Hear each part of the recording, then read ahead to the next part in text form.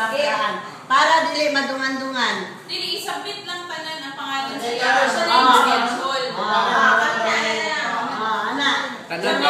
Names sa regular. Special areas lang. OR, DR, RDO, Daisari, and Pico, ICU.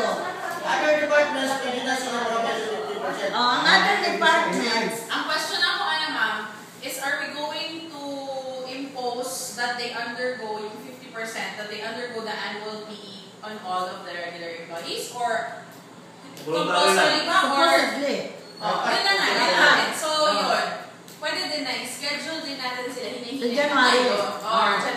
After sa special. Ana, check. So after special areas, all employees mag-undergo PA, 50% discount, ha? Sorry. Para may bawang